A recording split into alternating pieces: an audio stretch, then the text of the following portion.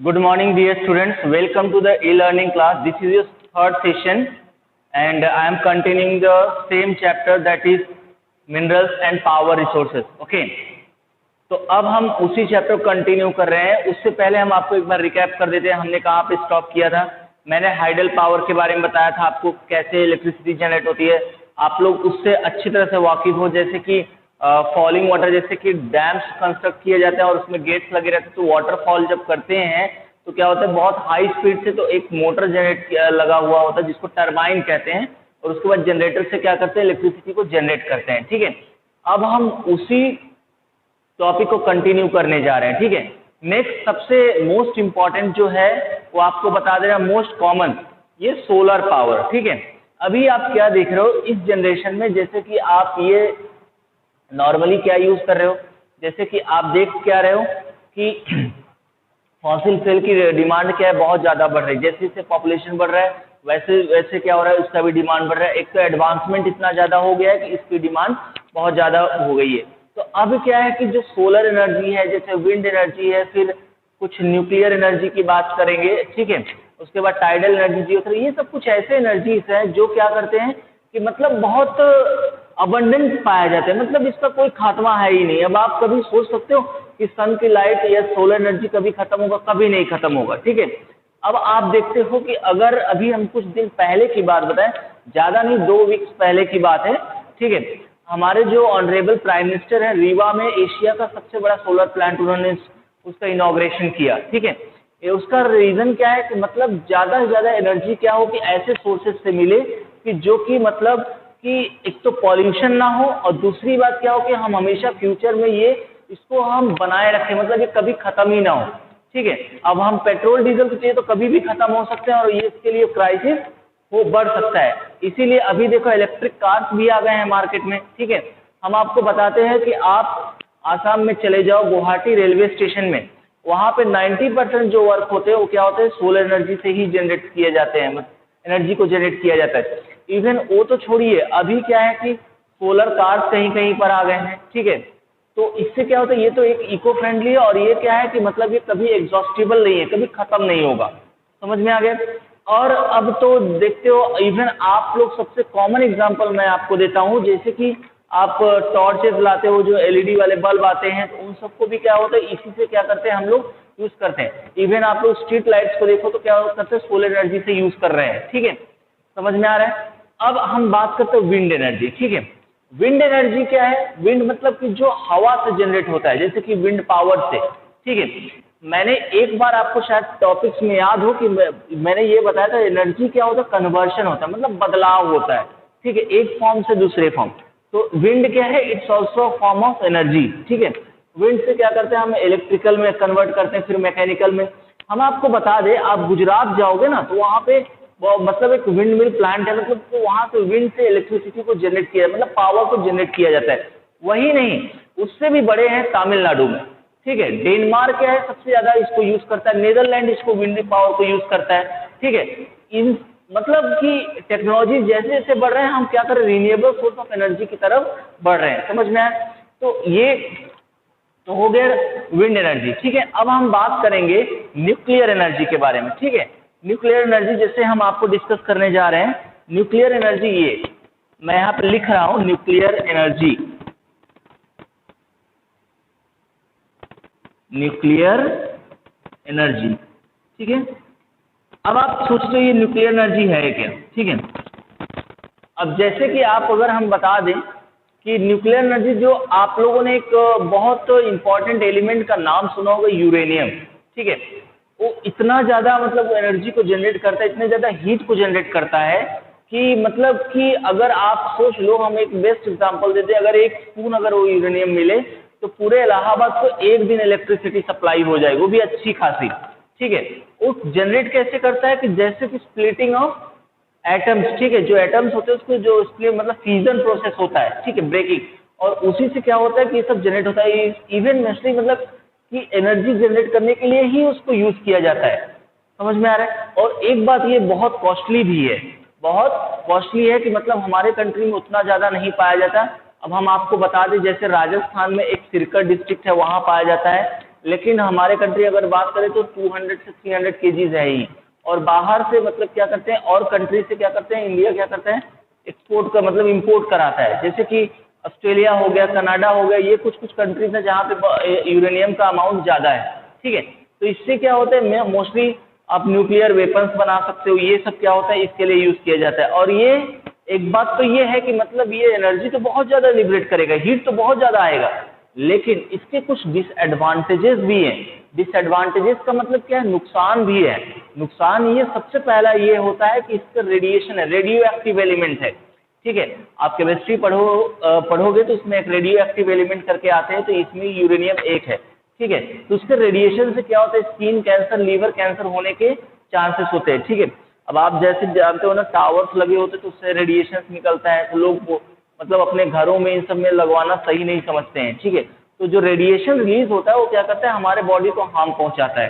ठीक है, इसको लगाया जाता है कहीं ऐसे एरिया, मतलब न्यूक्लियर प्लांट्स जहाँ पे दूर दूर तक मतलब कोई मतलब पॉपुलेशन ना हो। ठीक है, अगर रेडिएशन फैलना शुरू हुआ तो मतलब काफी लोग क्या हो सकते हैं, जान भी जा सकती है, मतलब बीमारी से जूझ सकते हैं। ठीक है, तो ये है। अब हम बात करते हैं एक और renewable source of energy, okay, geothermal energy. ठीक है, अब हम बात करते हैं ये एक another renewable source of energy जिसको हम कहते हैं जियोथर्मल एनर्जी। एक बात, ये वर्ड से आप थोड़ी मीनिंग्स को समझो। आप जियोथर्मल, जियो मतलब क्या होता है अर्थ, थर्मल मतलब हीट होता है। बहुत कॉमन सी बात है, इसमें एक लॉ को अप्लाई करते हैं, जैसे energy can neither be created nor be destroyed. ठीक है, लेकिन ये मेन टॉपिक क्या है जो हम आपको समझाना क्या चाहते हैं।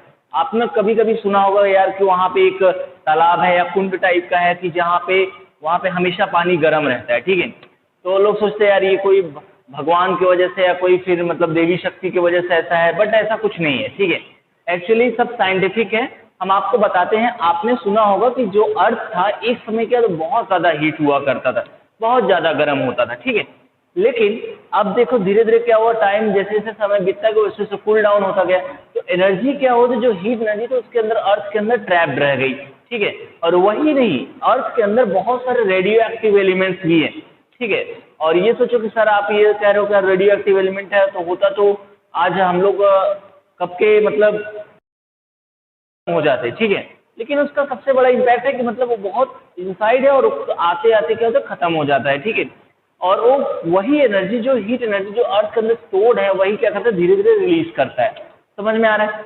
तो अब ये हम एक बार आपको फिर समझाते, जैसे कि आप जानते हो, आपने पढ़ा होगा एक समय जब अर्थ बनने से पहले जब अर्थ क्रिएट हुआ था तो अर्थ बहुत ज़्यादा हीट था, तो वही मतलब कि जगह जगह जो भी कुछ भी जो हीट था वो क्या होता अर्थ के अंदर ही ट्रैप्ड हो गया था। ठीक है, जो कोर है अर्थ का, ठीक है, वहीं पे क्या होता है मतलब कि आप ये भी जानते हो हॉट मैग्मा लावा ये सब है, तो जिसके वजह से क्या होता है हॉट होता है। कुछ कुछ जो वाटर जो कॉन्टैक्ट में आते हैं तो वही जो झरने की तरह मतलब गर्म होकर आते हैं। ठीक है, मतलब कि उसी को क्या कहते हैं, स्प्रिंग्स कहते हैं। ठीक है, इवन आप ये भी कह सकते हो कि जहां तहां चाहेंगे ऐसा नहीं, मतलब ये लोकेशन मतलब कि सोच समझ के मतलब जहां पे पॉसिबल हो वहीं पे हम इसको इस प्लांट को बैठा सकते हैं। ठीक है, समझ में आ गया?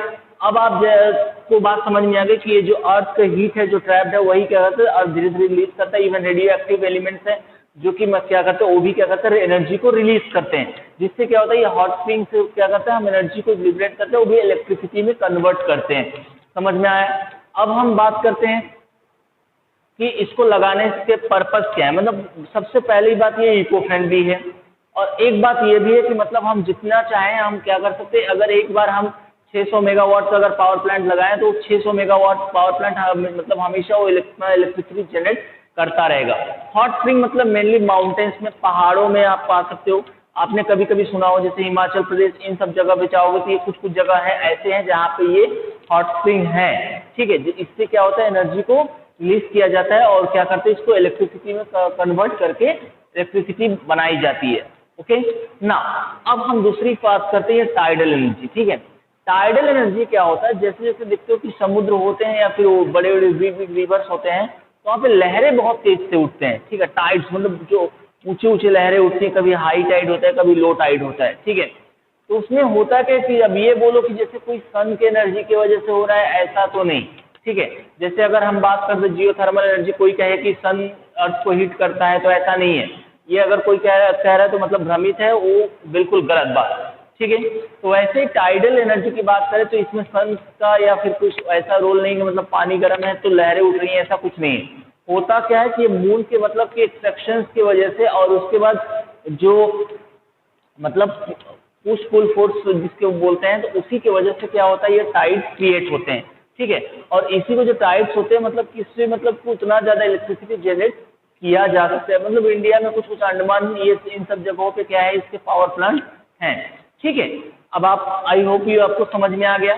तो टाइड्स क्या होता है, जो लहरें आप कभी कभी देखते हो ना समुद्र में हमेशा उठते रहते हैं। ठीक है, टाइड्स ऊंचे ऊंचे एकदम। ठीक है, तो उन्हीं को क्या करते हैं, सब जनरेट करके इलेक्ट्रिसिटी को जनरेट किया जाता है। मैंने इसको भी बताया, आपको समझ में आ गया होगा। ठीक है, हॉट स्प्रिंग्स ये सब गीजर्स ये सब क्या होता है, उन्हीं से जनरेट होते हैं जो अर्थ के नीचे। I hope you understand now. अब हम बात कर रहे हैं बायोफ्यूल्स की। ओके बच्चों, बायोफ्यूल्स आप जानते हो कि आज हम देख रहे हो ज़्यादा से ज़्यादा क्या कर रहे हैं, सीएनजी को यूज़ कर रहे हैं। ठीक है, हमारे गैस में एलपीजी आता है। ठीक है, तो मीथेन रहते हैं और इथेनॉल। ठीक है, गन्ना जो होता है, जो आप लोग ये चूसते हो ना खाने के लिए, ठीक है, शुगर केन, उससे क्या होता है, बहुत ज़्यादा इथेनॉल होता है, जो कि क्या होता है, हीट एनर्जी रिलीज करने के लिए काम में आता है। मतलब हीट उससे बहुत ज़्यादा निकलता है। ठीक है, मतलब बर्निंग पावर जिसको कहते हैं। ठीक है, तो इथेनॉल इन सब को क्या करते हैं, आज यूज़ किया जा रहा है। और उसके बाद बायोफ्यूल सबसे मतलब इको फ्रेंडली होता है। ठीक है, इको फ्रेंडली मतलब क्या होता है कि जो नेचर को नुकसान नहीं पहुंचाता और इसको हम ज़्यादा से ज़्यादा क्या कर सकते हैं, यूज़ कर सकते हैं। ओके, अब जैसे कि सीएनजी ये सब कैसे बनता है, जो मतलब डिकेइंग मैटर्स होते हैं, मैन्योर्स होते हैं, इन सब को क्या करते हैं, वेस्ट को क्या करते हैं कि मतलब जब ये वेस्ट हो जाते हैं तो इनके अंदर से मीथेन रिलीज होना शुरू हो जाता है। तो उन्हीं मीथेन गैस को और इथेनॉल कंबाइन करके इन सबको क्या करते हैं, यूज करते हैं।